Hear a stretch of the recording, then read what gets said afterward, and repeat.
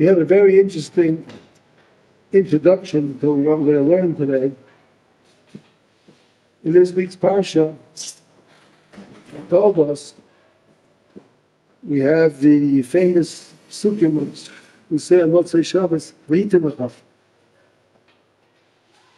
Yitzchak Avinu gives his bracha to Yaakov, V'yitim Lakim B'tal Shema B'Shmalei Aretz V'V'Tzik Hirosh, all the brachas which we say Motzei Shabbos.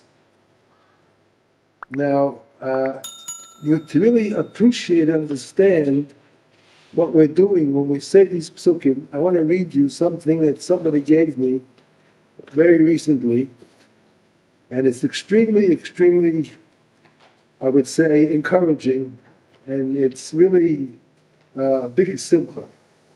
It's an article, it's just a couple of pages, not so much here.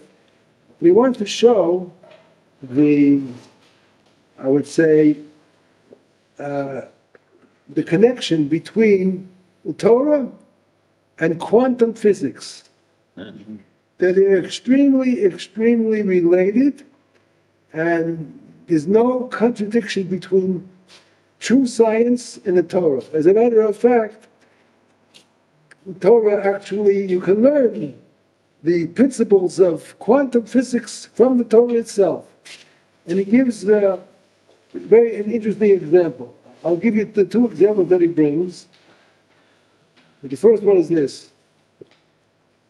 He brings to the Rambam regarding person has an Avera and he wants to talk them in base of Midrash, he wants to bring a carbon for a kapara, carbon chatas, whatever it is. So you designate the animal, this is going to be for my carbon. You have designated this animal for carbon. Okay, fine. As we call it a sin offering, korban chatas. So what happens to that animal when I designate it? It becomes kadosh. It's not just a regular animal of the flock. It now has kedusha because I have designated it for a carbon. So it's holy. I can't just do with the animal what I want anymore. This now it almost doesn't belong to me anymore. It belongs to Hashem. It's only a question of time till I actually sacrifice it, but it's Kodesh. Okay? So what happens if this animal gets lost? And I still have to bring my carbon chatas, so I take another animal, and I make the other animal carbon chatas. Fine.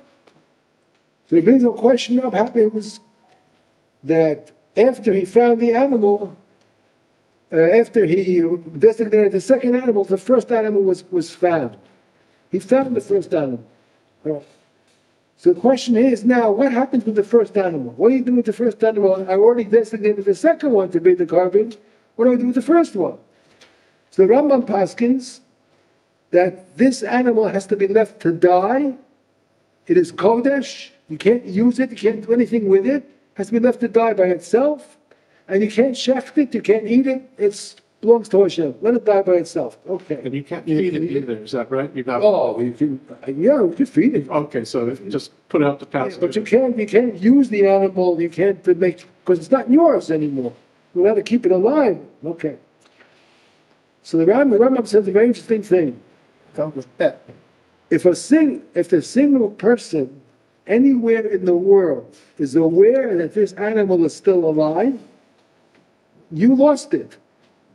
You didn't find it until later on. But if somebody in the world is still aware that this animal is alive, it's not considered lost anymore. Even to you it's lost. You didn't know that the person found it or knew where it is. As far as you're concerned, it was lost. But somebody else in the world knew that the animal is alive. It's not considered lost anymore. It's not considered a lost animal. Even at the farthest corner of the earth, it changes the legal and spiritual status of this animal entirely. Why? Because there's an awareness of a person of the animal's existence. You know the animal exists, any one person. So when something is lost, it means it has to be lost from everybody in the world. Nobody knows about it. If one person knows about it, then it's not considered lost. It changes the halachic status of that animal. It's not considered a lost animal. So he says, When you say he knows it, he knows the background behind all what happened? no, no, he knows where the animal is. You know, maybe he does know that. I don't know. I don't think necessarily so, but he knows the animal's alive. That means it's not lost. But he has no idea.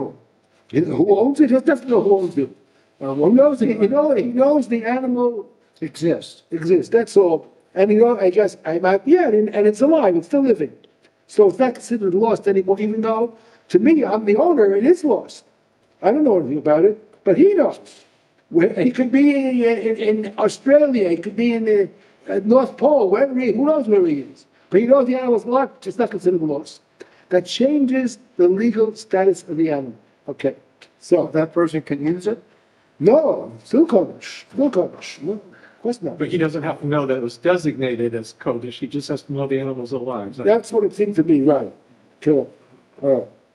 Another law regarding this, we'll see what the outcome of this law is and how it's related to the Veyitin law. 1 minute. Another halacha in the Rambam, you're not supposed to slaughter an ox and a sheep on the same day. Okay? So this applies not only when animals are together in the same barn or the same farm, even if one's in one corner of the world and the other in the other corner of the world. Doesn't make a difference. No matter how much difference is between them, is unimportant at all. If one person owns the mother and another person owns the offspring, each in a different place, the prohibition still remains. Makes no difference. The connection between the parent and the offspring transcends the location and the physical separation. Just the connection alone. So, these halachas in Torah, now he wants to bring in the quantum physics. In quantum physics, it says the following. There are two laws integrated a profound truth that modern quantum physics or quantum mechanics confirms. That what is the confirmation in quantum physics? The observer is never an external bystander. Just because I observe something, I didn't touch it, I don't own it, so I'm completely out of the picture. In quantum physics, they came to the realization you're not out of the picture. Your awareness of the existence of that things, you are not no longer an external bystander. So you see, in quantum physics, the act of measurement and interaction, I don't have to do it myself, but there's some kind of interaction or measurement with systems does not really record the reality, it transforms it. It creates a new reality. You will measure something. It's the Heisenberg principle that you can't measure something without interfering with what you're measuring. Exactly. Could you, Yeah. could you grant the same things with short one? Which is what? Short one. Yeah, no. What's the same idea? If you change the property from one person to the other, even there is no It physical. conduces halakha more. Yes. Yes, okay. All right, fine. So here's the atom, the awareness, the point is the awareness of itself changes the reality. That's the point. But this is something which, amazing. I have no physical connection with it at all. Just the awareness. Just the awareness of it that changes the reality. And he says this parallel goes on. There's another concept called quantum entanglement.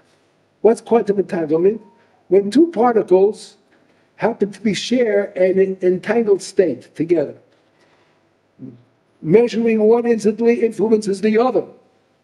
If I measure one of the entanglement, it influences the other. I didn't measure the other one, I only measured one. But since they're entangled, the other one is affected by measuring this one, even though I didn't measure the other one. Quantum entanglement. In Torah law, he says the same thing, and doesn't make a difference. And Einstein called this a spooky action at a distance. That's what Einstein calls it. He writes upside down. Okay. So in Torah, the same principle applies to a parent and an animal, and its offspring. Even when we are far apart, they remain spiritually linked, and the fate of one is going to affect the other. Okay, so, ישראל ערבים זה לזה. yeah, ישראל ערבים זה לזה. okay, the same, but that doesn't mean that one affects the other. I mean, I have a responsibility, a raving, but here it tells you it actually affects it. So he says, his conclusion is both Torah and quantum physics reveal the same essential idea: awareness, relationship, and interconnection transcend space and time. They have an effect. Awareness has an effect. Now let me ask you a question. If awareness has an effect and changes reality, what about speech? What about speech? Speech is much more powerful than just awareness in my mind. If I actually utter words, I'm creating something that didn't exist before. I'm creating something new, and I'm giving it with my concentration, I'm giving it a power to have an influence. Just being aware before changes the legal status. Just awareness. So if I'm not only just aware, I know about it, but I'm intending that the words that I say should have an effect. You create your reality for good or bad. And obviously it's gonna work. If it works in quantum physics, that means it's true. That's the reality of life. So is it important to say Vita L'Chamatzei Shabbos or not? Is it important to say these brachas? We start off the week saying these brachas, the brachas that Yitzchak gave Yaakov this week in the Parshah. That's where they are. You'll see them in Shishi. In the Aliyah, in Shishi, you'll see Vivit and L'chol, all those psukim that we say Motzei Shabbos to start off the week, giving our week or giving for everybody else, giving bracha. You may not realize it, but a lot of things that happen to you during the week could very well be as an effect of the brachas that you implemented by saying those psukim Motzei Shabbos. So also a cloud can change your life. Oh, of course. A curse can also, the same thing, V'vadai. So we start the week off with brachas by saying V'yitelecha. You can stand, some people say it before Haftarah, some say after Haftarah. It doesn't make a difference, but it's the beginning of the week, Motzei Shabbos, to say those psukim of V'yitelecha. Well, why did I bring it up? Because the Baal Shem Tov talks about it in this week's Parsha, and that's our shir, basically, the Baal Shem Tov on the Parsha. Does Motzei Shabbos start on the fourth parakah? Excuse me? Does Motzei Shabbos start on the fourth parakah? Shimon Esrei? Antonio? No, Motzei Shabbos starts when the lights, when it becomes dark. Okay. It has nothing to do with what you say or don't say. I mean, as soon as the day changes, Okay. the stars come out, it's a new day. That's So it. you can schlep the door. You can keep the Shabbos longer. You can keep the Shabbos longer, sure, but it's still Motzei Shabbos. When you're going to say the brachas, it's still going to be Motzei Shabbos. The idea is to start off the week, the beginning of the night, an hour early, an hour later, doesn't make a difference, but you start off the week with brachas, you are going to have a certain positive influence on the outcome of the week. It'll be for you, for your family. You could affect, who knows who you could affect. You could affect, you're bringing bracha into the world that didn't exist before. Until you said it didn't exist. It's more than awareness. You're actually pronouncing words, bringing things into the world that didn't exist before with a good intention. You want the brachas in the kedusha of those words to have an effect, and they do have an effect. If awareness has an effect, so certainly speech has an effect. It's much more than awareness. So I'm sorry, Rabbi, but which brachas are these that you're referring to? You'll see take a look, open up the Chumash, and look at this week's Parshat Shishi. Right. Yitzchak gave these brachas to Yaakov Avinu, and we say them on Motzei Shabbos after Ma'ariv. After Ma'ariv in the city, we'll find it in the city. Okay. On this Indian, well, this pastor, the Baal Shem Tov brings, this is from his Talmidim, they bring the following. He brings a Midrash who says, V'yinten lecha Elokim mital hashemayim mishpan ha'aretz. Hashem is going to give you from the dew, the heavens, and so on and so forth, So he says, the Midrash says, L'cha, v'iten l'cha, b'schutzcha. In your schus, in your merit, you're going to have all these things. Physical benefits you're going to have in your schus. So there's something very similar. This is mentioned in the Gemara in Brachos. The Gemara in Brachos said the following. Brachos, in the end of the first parak of Brachos, second parak of Brachos, Daf Yud Zayin Beis. You all can look at it if you want, and it says the following. Shimu Elai Aviri Lev. Listen to this pasuk in Yeshaya. It says the following: Harachokim mitzvah.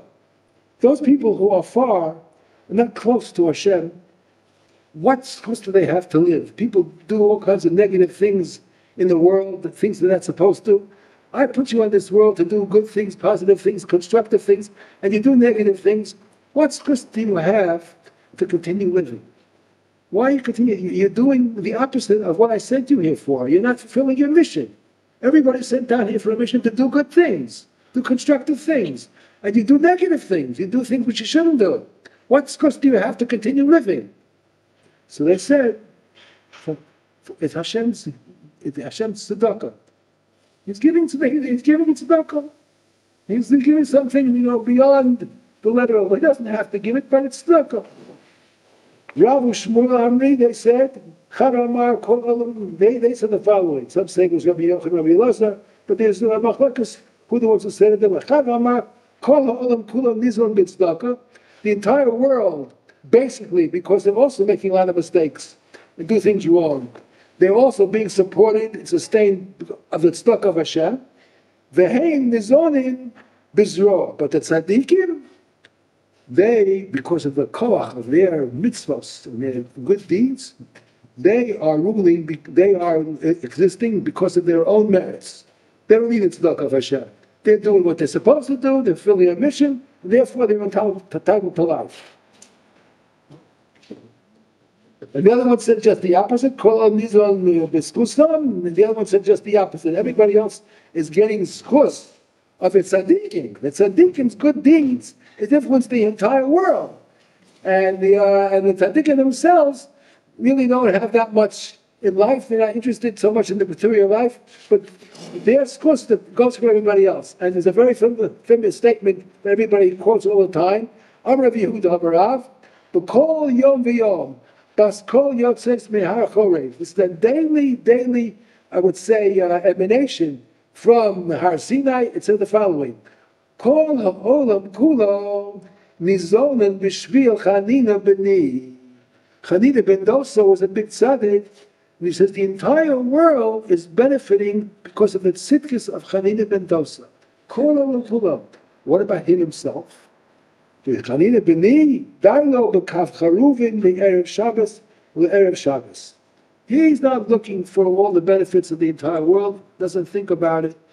He gets by with very, very minimal, proportions that he's given. That's enough for him. But the entire world benefits from him. This is the Gemara that the Baal Shem Tov brings on this Parshah, and he has a very beautiful, beautiful observation on the words of Chazal. We have let's call it a educational way of looking at words in the Torah and Tanakh. We have mentioned this maybe before. Words in the Torah have many facets to them. The simple pshat translation that we learn is very, very external and maybe, on top, but there's a lot that goes on underneath. Everything in the Torah, Tanakh, has at least two ways of interpreting it. At least two. Pardes. Huh? Pardes. Well, yeah, that's already saying more. Pardes, one. He says, Pardes is Rosh Tevos. There's Pshat, then there's the Remez, then there's Drush, and then Sod. That's four. But there are Shivim Panim in the Torah. It's much more. It's deeper, and it's We have to understand, of course, because it comes from Hashem. Just like Hashem is infinite, the Torah that He gave us also is almost infinite. Almost infinite. 70, Huh? 70? Facets. Shivim Panim, 70 facets. It's absolutely amazing. Absolutely amazing. You can understand it in a way. Compare yourself with the level that you are to some Chiloni walking around the streets who never learned Torah in his life. You are a super genius compared to him, with all your knowledge. The guy's walking around, maybe he knows him, maybe he knows some quantum physics. Maybe he knows. But if he's not learning quantum physics, he doesn't go into the sciences. He's an average person walking around the street. You're compared to him. You're Moshe Rabbeinu compared to him. No question about it. Compared to me, you're Moshe Rabbeinu. So he says, so in the Torah, we have to realize there are many, many facets, and each facet reveals something new, and that you didn't know from the other things that you learned. You have a new way of looking at it, new ideas, and new concepts, and new worlds open up for you. New worlds up for you. I'll give you an example. It says here, and we just learned Chai Yisara. It says, "Vayu Chai Yisara, Mea Shana v'Esem Shana v'Shivah Shanam Shnei Chai Yisara." Sarah lived for 127 years, and then it says a summary at the end. These are the years of Sarah. What does it have to say again? Shnei Chai Yisara. It says, "Vayu Chai Yisara." This is the life of Sarah, and Sarah lived 127 years. The years of Sarah. Again, what does it say? Shnei Chai Yisara. Again. Chazal, Midrash brings it down, very interesting. He said, he brings it down. Shnei Chaye Sarah. Let's take the Russian Tevos, the beginning of each of those three words. Shnei is a shin, Chaye is, excuse me, Rashi says, Kulam Shavim L'Tayva. Excuse me, I quoted the wrong. Shnei Chaye Sarah is the pasuk itself. But the Chazal say, and Rashi brings it, Kulam Shavim L'Tayva. All the years of Sarah were all good. All the years of Sarah were all good. She was 90 years old. She didn't have a child yet. Imagine a woman like Sarah Imenu didn't have a child. When was Yitzchak born? When she was 90 years old. This is say Kulam Shavim L'Tayva? It was all good years. She wasn't suffering. She wasn't crying to have children. I know people who talk to me all the time. They're asking me for brachas, they're asking me for answers. What do I do? My wife should become pregnant. And she was already 90 years old, and she probably lost her menstrual cycle already at that time too. How's she going to have a child? And Rashi says from the Chazal, Kulam Shavim L'Tayva. They're all good. All the years were good and equal, all good. I said, how can it be Kulam Shavim L'Tayva? And let's be honest about it. Let's be realistic about it. She's a woman like anybody else. I mean, she's a bit tzaddikus, but comes along Chazal and say, not only in Tanakh can you play around with the words because there are shivim panim, this pshat, remesh, and so. Even in Chazal also you can do the same thing. Even in Chazal, take a look at those words. Kulam Shavim L'Tayva. A kaf, a shin, and a lamed. Now ask me, you have a kaf, a shin, and a lamed, make a word out of that. Make a word out of that, you all know. Arrange the letters in any way you want. You have three letters, a kaf, and a shin, and a lamed, make a word out of it, that you all know. Go. Huh? No, you added a lamed. Three letters. Shekel. No, shekel is with kuf. Shekel. That's weighing. You're going to kuf that. This is the kaf. Kula, the word kaf. Shekol. No, that means all. That's not a word. That's not a word. Come on, you all know the word. I think you're going to say it. The same arrangement of the letters, but different hudas. Same letters. Shin. Shin, kaf, lamed. It's not Shekol. Oh, that's it. Oh, ouais? I thought that was a Shin, kaf, lamed, seichel. Seichel. say the Mefarshim say, I don't know who he said it. Second. How is it possible that all the years of Sarah that she was childless, Kulam Shavim the Taiva? If you have the right seichel, you understand God's running the world. He knows what He's doing. If you have the seichel, you understand God's running the world, and everything is good. Everything is good. There's no such thing as not good. I have a tremendous kasha. It's a mamash, the bomb of a kasha. And I'm going to tell you what my kasha is. It's a big shaila. What? Huh? No. Bigger than that. That's only part of it. There's such a concept of evil in the world. It's a concept of evil in the world. There is such a thing. There's something that's bad, it's dangerous, it's harmful. There's such a thing as very unpleasant in the world. Now, who created the world? The world that we know. Who created it? Hashem. Is there any element of evil in Hashem at all? Shalom or Dara. 1 minute. I'm talking about Hashem Himself. No. So how could something that is totally 1,000% good, how can there come from that something which is evil? That's my question. I'm asking. Man can transform good and bad. Huh? Man can transform. What do you mean man transfer? Who made man? Hashem creates it. How? Everything. How can there be an existence of evil when the original source is totally good? How can it be?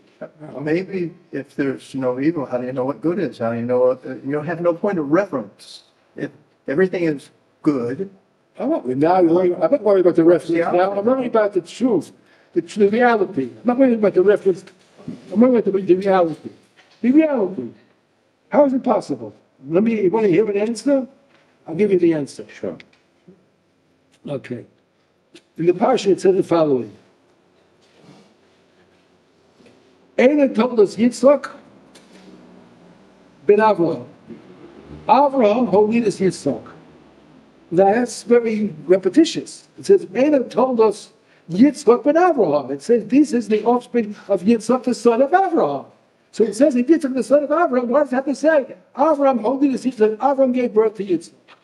Obviously, he gave birth to Yitzchak. It said he's his son. So he gave birth to him. Avimelech. Huh? Avimelech for the story. Well, I'm talking about the facts. What are Avimelech? The facts. I'm not talking about what people say. The facts. It says Yitzchak ben Avram. So what does it have to say right after Avram holy is Yitzchak? It says Yitzchak ben Avraham. I mean, Yitzchak is the son of Avram. Avram is the father. He's the son. Why did you have to repeat it in the same sentence? Listen to this, and it's beautiful. It will help to explain the question that I asked. I didn't have the answer until recently. For years I have this question. For years I have this question. How can it be in existence of evil when the source of creation is totally good? Where does it come from, the evil? Where does it come from? Hashem is Tov, 1,000% good. There's no greater good than Hashem Himself. It's only good. Where does evil come from? And it exists. Shemaiti. Mirah Baal Shem Tov. And he says, this pasuk, Elul Tov is Yisman Avraham, is a kasha and a teretz. It's not just a statement. It's a question and an answer. The question is, Mehechan bo Yitzchak. Where did Yitzchak come from? Yitzchak represents the midah of din, of gvura. And Avraham represents the midah of chesed, total kindness, the personification of kindness, always to give, always to consider, always to be worrying about others, not himself. This is Avraham. How does he give birth to a son who is the opposite of him? Gvura, din. Sarah was Gvura. Wait a second, but it came from Avraham. It came from Avraham. So how did Avraham have a part in this? How did he have a part in this? It says Yitzchak ben Avraham, the son of Avraham was Avraham. He said Avraham holiness Yitzchak. Besides Sarah, Avraham holiness Yitzchak. Listen to his answer. The answer is the following.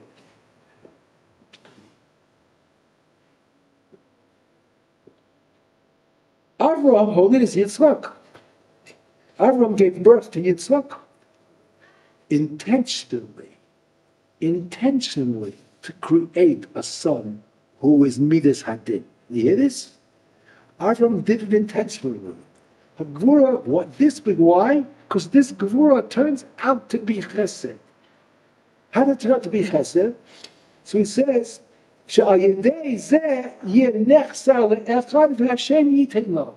there's the midah of Gvura and Din in the world, that means some people will be lacking and other people will have to do Chesed to him. Now, in order to create the need or the appreciation of Chesed, you have to have something that the Chesed to be good too. Something which is lacking in the world. There has to be a lacking. In order for the Chesed to be appreciated, there has to be some kind of a lacking. Otherwise, it's not considered a Chesed. If I need food because I'm lacking food, someone gives me food, oh, that's Chesed. But if I have all the food in the world and he gives me food, why do I need it for? I don't appreciate it. It doesn't mean anything to me. I have my own food. I don't need his food. So Avraham intentionally created this midah of din, which is an antithesis to his creation, to his existence, because he's totally chesed. So that in the world, there will be other people who are doing chesed too. How does Abraham manifest this decision? With his kavanah. With his kavanah. Everything a person does with his mind, we just remembered about what we learned about awareness. Awareness changes reality. And what about actions? And you put your awareness into the actions, that's certainly going to change reality or affect reality. So if I have relations with my wife with the intention of creating a specific kind of a child, so hopefully I'll be successful, and not hopefully. In my mind, there's no suffix that your intentions are going to affect that child. No suffix whatsoever. That's why it says at the end, even though it says Yitzhak ben Avraham, that's the result. But where did it come from? It came from because of Avraham holding his Yitzhak. Avraham made a midah of din so that there will be chesed in the world to come and sweeten the din. What did he know the midah of din? Because he was desperate. Oh, of course he knows what's around him. He knew, of course. But the flood, that was, he had the flood as an example. Now we have an answer to my question. That's my question. What was my basic question? Kaf, Riyadh. So if you judge people from the side of Zchut, you don't see the bad. How could he, if he was judging people? No, There's something to that because he didn't see the bad in Ishmael. But I mean, look, he didn't know what was going on in the world. He didn't know about Noah, but the whole world was destroyed. He didn't know about it. Didn't know about Sodom. And Nimrod and his experience with Nimrod, he had something here. If you do Dan Zchut, you don't see the bad. Yeah, but what's he going to say about Noah, about the Mabul? What did he say? Did he say about the Mabul? He didn't know about it. Chabad. Yes, he knew. Of course. So why was the storm destroyed? Why was storm destroyed? Why does he make the Mabul in the world? The world got to a point of total evil. I mean, which wasn't fixable. It wasn't. So going back to my original question, how can you possibly have evil coming from a source of total goodness? The answer is here. How can you have a Yitzchak who is Gvur and Din coming from Avraham? What was the answer that Baal Shem Tov gave? Is that Avraham created Yitzchak so that they will be more good, so that people have a chance. That's how Hashem put this evil into the world. Because it's not the evil itself that it created. That couldn't be. If the evil came with the intention to cause other people to be good, then it's totally good at the end also. Even the evil is also good.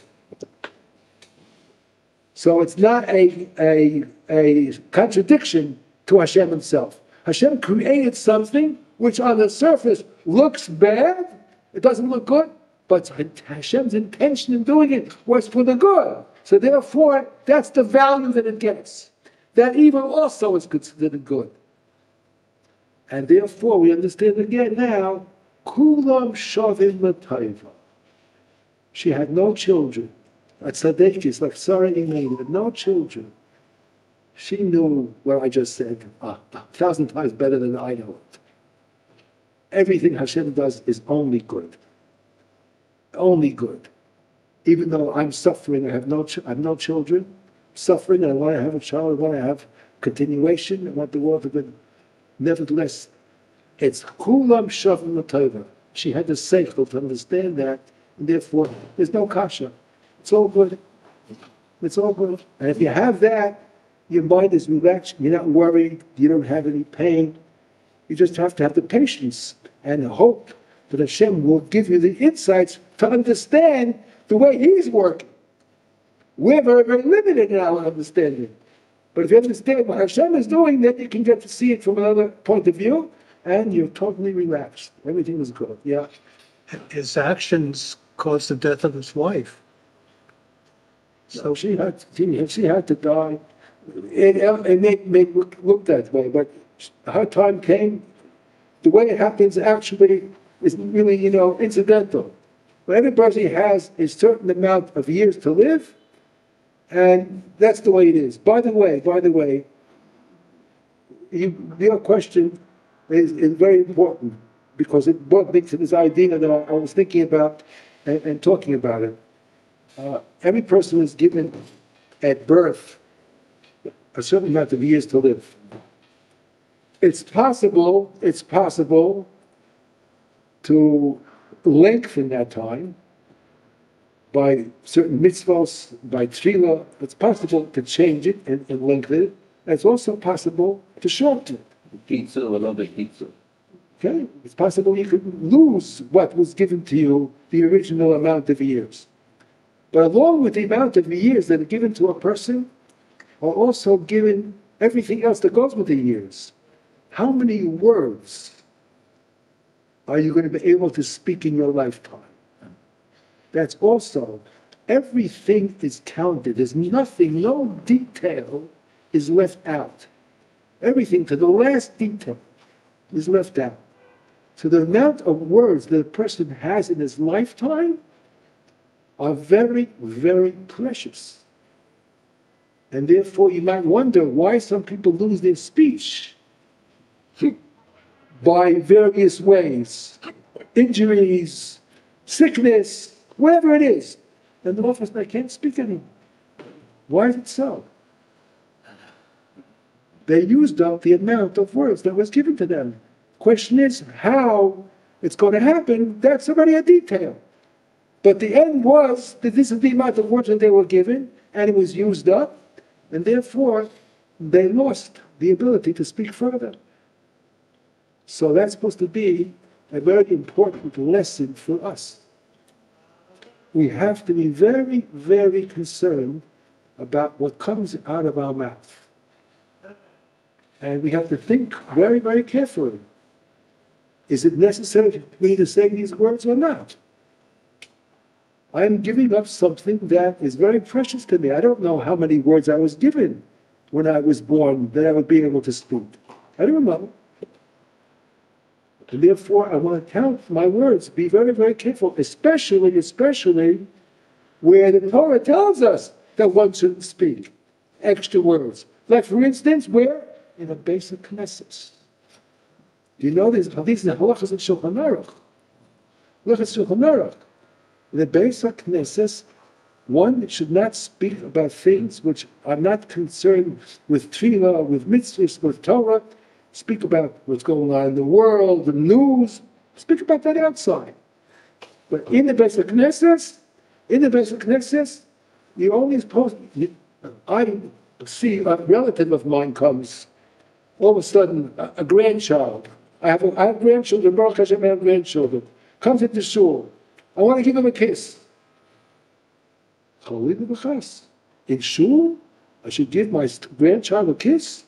The only kisses I give to in the shul are to the Sefer Torah, to Hashem. Where do I come? It's like I'm a renegade. I'm an adulterer. I'm standing in front of Hashem, in front of the Aron Kodesh, and I'm kissing somebody else. All the kisses that I have in a shul, it's only before Hashem. The same words, same thing with words. The words that I talk about should only be regarding what Hashem wants in the shul. Torah, mitzvahs, those things. But stop to talk in a shul, different chol. Did you explain that to your family? Do they know? They want to give you a kiss. In shul? Chalila v'chas. I wouldn't allow it. I wouldn't allow it. If the grandchild comes in, he wants to give me a kiss, I would stop him. In shul, you don't give kisses to relatives. You kiss the Sefer Torah. What about a hug? Huh? What about a hug? Hug? No, all right, not so bad. Not so bad. What a handshake. A handshake. Yeah, Not what's so a bad. handshake is good. A kiss is something already, going overboard. I guess you could look at it like a woman, a hug. But your family understands? What? Your family understands? You've explained it to them? I don't know. They don't know. I could be, but they'll understand it when it comes to the time. If they ever present a problem, I'll tell them on the spot.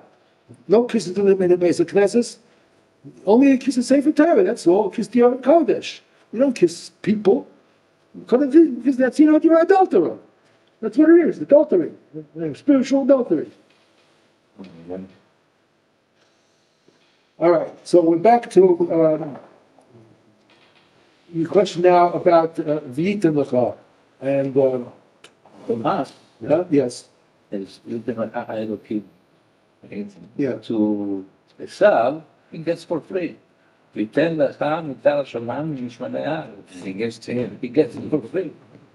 Whatever okay, whatever it is, but this is the brachos that Yitzchak gave to Yaakov Avinu, and we say these brachos Motzei Shabbos to start off the week by intentionally using our mind, the awareness, and putting the awareness into the words, making the words wholesome and powerful. So we start off the week with brachos, and hopefully we're going to benefit from it. Now, this bracha this Gemara that he mentioned over here in Parshat brachos is a beautiful observation from the Baal Shem Tov on these words. What does it say? It says, Chanina ben Dosa, it says, Kula ha'olam nizon b'shvil Chanina b'ni, Chanina b'ni dai lo b'kam chanufin b'erev Shabbos b'erev Shabbos. The entire world, because of the tzidkis of Chanina ben Dosa, the entire world benefits because of him. And he himself, he just lives as a poor pauper. He doesn't have all the wealth that everybody else gets, but it comes through him. So the Baal Shem Tov says, it says that in the words. It says that in the words. Where does it say that in the words? It says, Kol ha'olam kulo nizon b'shvil chanina b'ni. The entire world is supported because of chanina b'ni b'chini ben dosa. The word shvil doesn't only mean because of. The word shvil also means a path. How do you say in Hebrew, a path? Shvil. A shvil. Shvil is a hub. Shvil, the golden path, a path. So that's what Chazal is saying, says the Baal Shem Tov. Not only is the world benefiting because b'shvil chanina b'ni, they're benefiting through chanina b'ni. He's creating a path through which all the brachas come down. Isn't that a beautiful translation of the words? Kol ha'olam kulam nizon b'shvil. There's a path that Chanina B'ni is creating by his being a tzaddik, by his brachas. All the world's brachas are coming through him. Now, I don't know, that doesn't mean he's the only one. There are other tzaddikim. There were way before and there were after also. But the Gemara talks about Chanina ben Dosa. This is the Gemara in brachas that we read. Kol milam b'shvil, in the path of Chanina b'ni. The Baal Shem Tov, the Farshim bring down over here, there were other people who created paths too. Moshe Rabbeinu says, created the tzinor, the pathway or the pipeline of Yira. Now, yira does not mean necessarily fear. Yira means awe. There's probably nobody in the world who was able to experience the awesomeness of the Kodesh Baruch Hu than Moshe Rabbeinu, because he reached the highest level of nevuah. The highest level of nevuah, I don't know what the way is. Unfortunately, I never experienced it. But it's some kind of a communication that's very, very clear to a person when he's in the nevuah. This is the big thing. If you're in a level of communication with the Kodesh Baruch Hu, when you're really into it and you're detached from everything else. That was the big kasha in Parshas Vayera. Hashem appeared to Avraham, Vayera Hashem Avraham, and all of a sudden, we spoke about it last week, and all of a sudden, there were 3 people at his tent, and he leaves this nevuah, and he goes to take care of the 3 guests. How do you do that? How do you do that? There's such a high level of meditation. Nevuah is a meditative experience. And you communicate with the Kodesh Baruch Hu, and there's action and interaction. How do you interrupt that for people who are coming at the door? We asked last week, if you're middle of Shmon Esrei at home, when you hear the bell rings, or someone knocks on the door, if you stop this Shmon Esrei and go answer the door? Everyone said no. Of course not. Of course not. And Moshe and Avraham Avinu leave the Shekhinah. He leaves his continuation with the Kodesh Baruch Hu, his interaction with the Kodesh Baruch Hu to go to the door to Goyim. They're not even Jews. Not even Jews. And that's also an interesting observation. When you have the concept of Hachnosas Orchim, this Hachnosas, Chazal said this. Who said this? Who said that? The rabbis at the Talmud said it. Were they talking only about Hachnosas Orchim of Jews? Or were they talking Hachnosas Orchim even of non-Jews? And if we're learning it from Avraham Avinu, who didn't have other Jews who came to his door, and he went to them, the indication is that Hachnosas Orchim could even be to non-Jews too. That's the indication.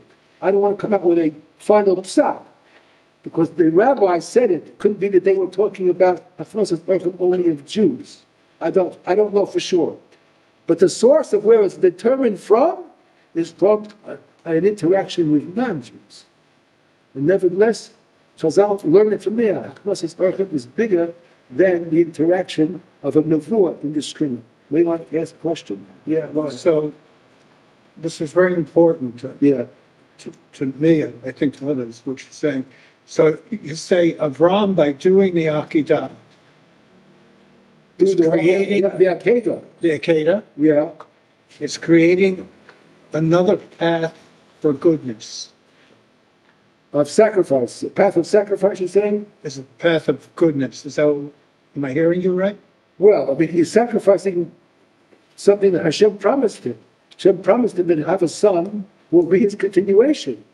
And then Hashem says, take your son and sacrifice him, shecht him, for a korban. Well, that is a form of goodness also, sacrifice for Hashem, giving up from your own free, from yourself. That is a facet of goodness too. I mean, I don't know what you mean. That's what you understand what I said just now? Is that answer your question? I keep on hearing that a new path is being created.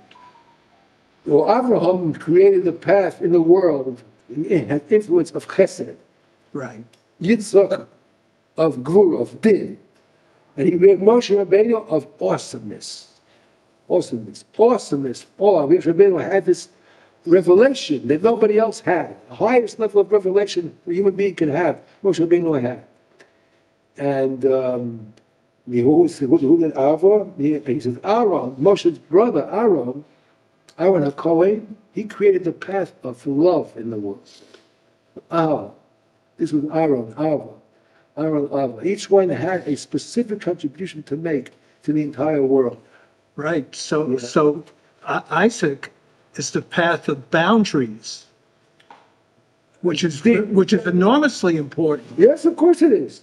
Of course it is. Otherwise, you wouldn't be able to have things which are specific and definite. You have to have measurement in the world. You have to have measurement. Limitations. Huh?